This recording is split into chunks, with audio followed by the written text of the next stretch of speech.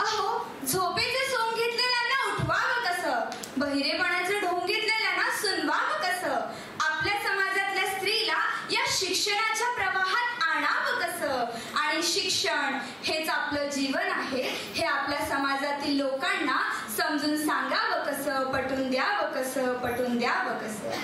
नमस्कार, मी रिया क्रांतीज्योती सावित्रीबाई फुले यांची जीवनगाथा सांगण्यासाठी आज आपणा समोर उभी आहे.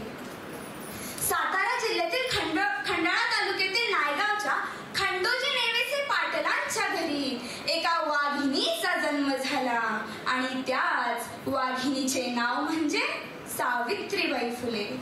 अवघ्या 9 वर्षाच्या असतानाच त्यांचं लग्न ज्योतिरावांशी झालं आणि हळूहळू त्यांना कळायला लागलं की ज्या व्यक्तीशी त्यांचं लग्न झालंय ना तो एक सर्वसाधारण व्यक्ती नाही, तर ह्या जगाला ऊर्जा देणारं एक क्रांती सूर्यच आहे.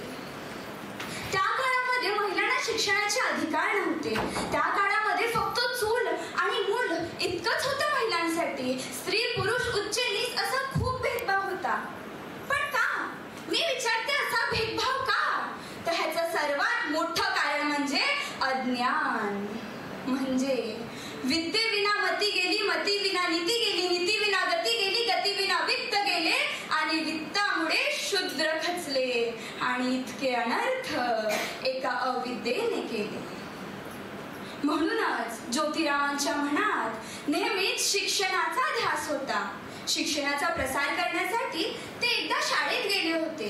तेथील फरांड नावाच्या ब्रिटिश मॅडम त्यांना म्हणतात, मिस्टर फुले, तुम्हाला शिक्षणाचा प्रसार करायचा आहे ना, so educate a woman first, because if a woman educated the whole house will be educated.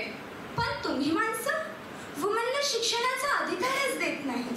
So bad mister Phule. झालं, गेले ते सावित्रीबाईंकडे आणि म्हणाले, सावित्री, आजपासून म्या तुला शिकवणार. आणि सुरू झाला सावित्रीबाईंचा अभ्यासक्रम. काना, मात्रा, कारुकार, वेलांटी, बेकी, बेतून विचार अशा प्रकारे सावित्रीबाई लिहायला शिकल्या, वाचायला शिकल्या आणि बघता बघता काव्य सुद्धा रचू लागल्या. आणि अशातच 1 जानेवारी 1848 मध्ये त्यांनी मुलींची पहिली शाळा काढली आणि तेथे त्या पहिल्या शिक्षिका आणि मुख्याध्यापिका झाल्या. पण शाळेत शिकवायला जात असताना लोकांनी त्यांना शिव्या द्यायला सुरुवात केली, त्यांच्यावर दगड फेकायला सुरुवात केली आणि शेण फेकायला सुरुवात केली. पण माझ्या सावित्रीबाई डगमगल्या नाही, कारण त्यांना माहित होतं की शिक्षण हे वाघिणीचं दूध आहे. जो पियेल तो व्यक्ती गुरगुरल्याशिवाय राहणार नाही. आणि अशा प्रकारे माझ्या सावित्रीबाईंनी बघता बघता 1च्या 2, 2च्या 4, 4च्या 8 आणि 8च्या 18 शाळा उभ्या केल्या. व इतकंच काय, तर स्त्रियांसाठी सती प्रथा आणि केशवपण अशा प्रथा देखील बंद केल्या. अहो, स्त्री होती ती, तिला धावणं माहित होतं, तिला थकणं माहित होतं. नाही तर आजकालची 10वी 12वीची मुलं बोर्डाची परीक्षा संपल्यावर म्हणतात, आम्हाला आता 1 महिना काही सांगायचं नाही, आम्ही काही करणार नाही. मोठे थकले हो तुम्ही.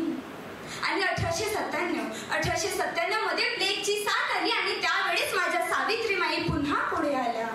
प्लेगग्रस्त लोकांना आपल्या पाठीवर घेऊन माझ्या सावित्रीबाई दवाखान्यामध्ये गेल्या आणि तिथे माझ्या सावित्रीबाईंचं चुकलं. काय चुकलं?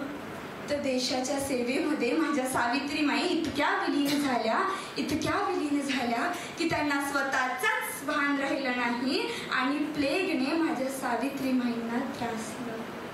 पण वाईट या गोष्टीचं वाटतं की एक मुलगी जन्माला आल्यावर हत्तीवर बसून साखर वाटणारा हा महाराष्ट्र आज गर्भपात करतोय.